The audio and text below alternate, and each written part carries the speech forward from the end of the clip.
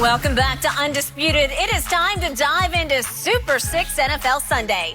It's the new free-to-play game where you can win up to $250,000 of Terry Bradshaw's money.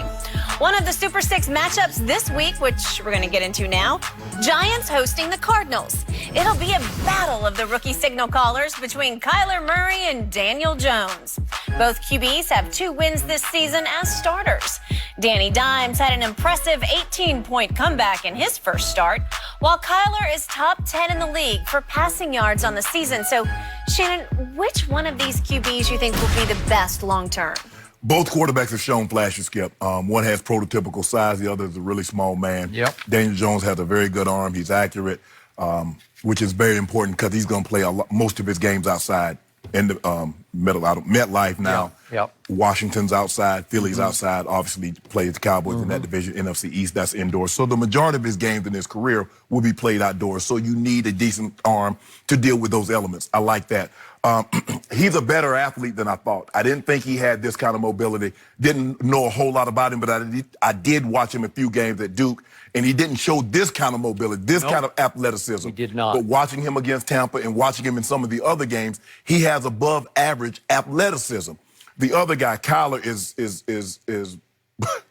athleticism is something that we don't even need to discuss with him because obviously get drafted in the first round in baseball, you're the #1 overall pick in football. Athleticism should never be called into question.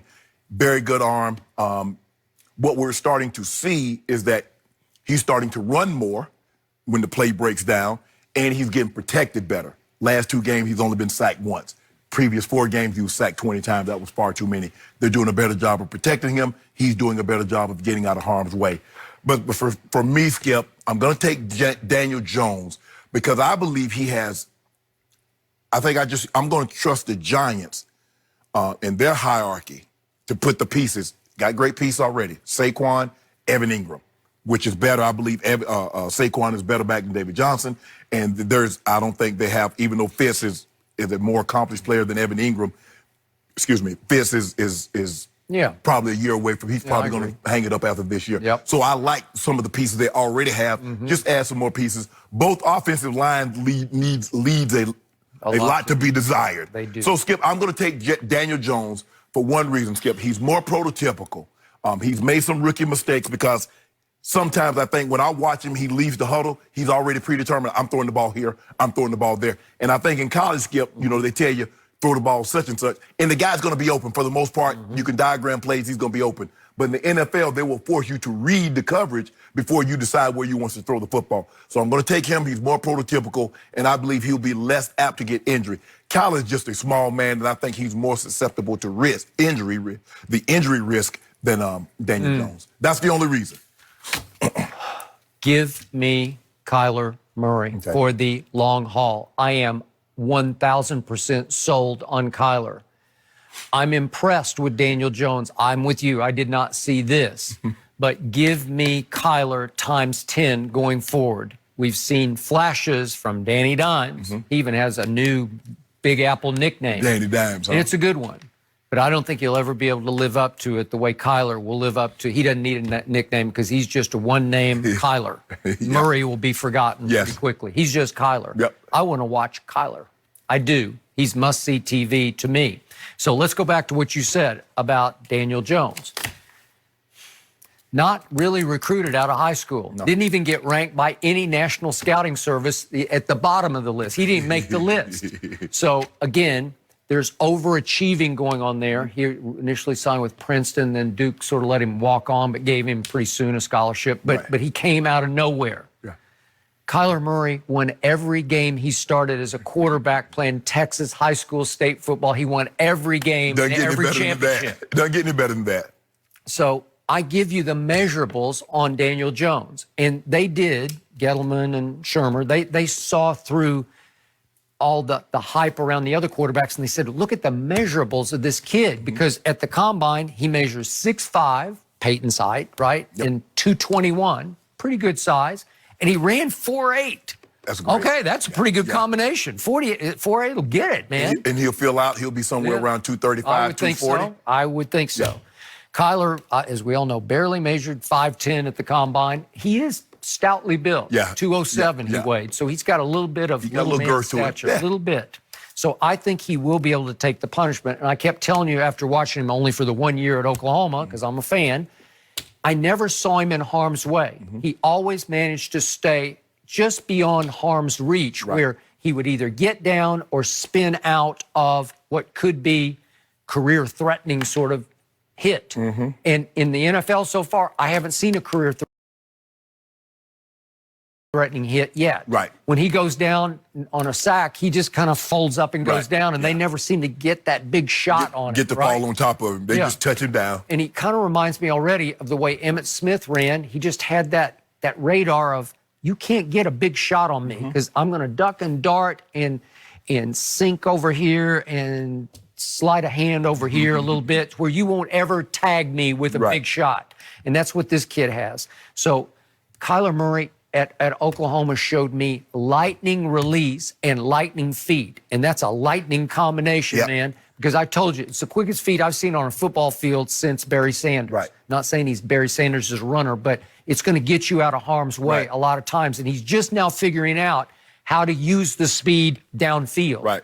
Where he'll take off occasionally, they'll call a play occasionally, and they haven't begun to really start to mine what could be that read option play with David Johnson. Well, you don't want to really skip this early. You don't want to take him that kind of punishment. But he's learning, like, there'll be a time that I'll be able to transition and I can be Brady or I can be Drew Brees. But right now, I need to rely on my athleticism.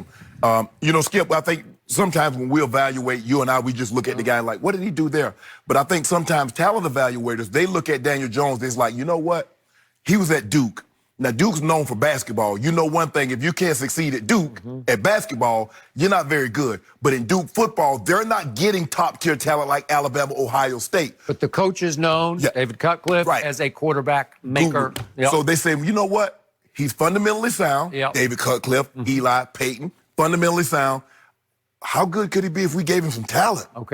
Saquon, he got Evan Ingram. If we give him enough, they took Odell away. Odell's in Cleveland. If we can find him a #1 receiver, shore up this offensive line, how good could this guy be? So if you're right about this organization is way better than that organization, you'll get me long term. I trust the Giants more than I do. All right, but in the end, when I watch Daniel Jones play, he still has that overachiever intangible in him where I see that crazy look in his eye occasionally where he doesn't completely trust himself. Kyler has supreme, it's like that athletic arrogance in a good way, where he just walks on the field with his chest out like, I got this. I'm the best. But you know what, Skip? Both of them guys have their work cut out for them. You know why? Look at the division they're in. One has Dak, one has walk it to him. Young quarterbacks, NFC East, Daniel Jones in the NFC East.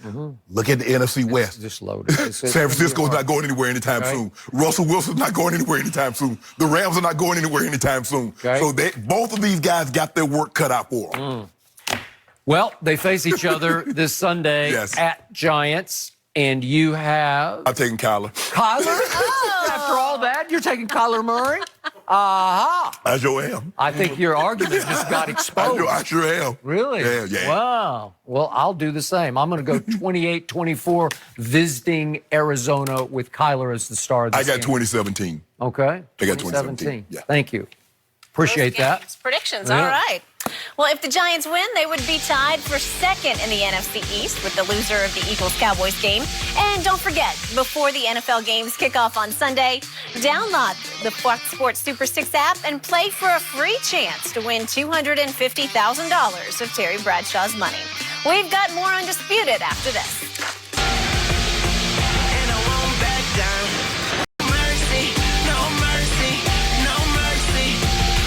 Let's go face to face. I embrace debate. I don't make mistakes. I just make my case. Drops mic when I'm done. One more can I say? Not bite to my tongue. I don't like the taste. I'm on and I'm on and I own my opponent. I'm always in the zone. Need a zone out of zone and then we could get it poppin'. Pick the topic if you want to skip and Shannon, skip and hoppin'. Took these sports and made them pop it. All right, undisputed. TGIF, everybody. Welcome to Undisputed live from Los Angeles. I'm Jen.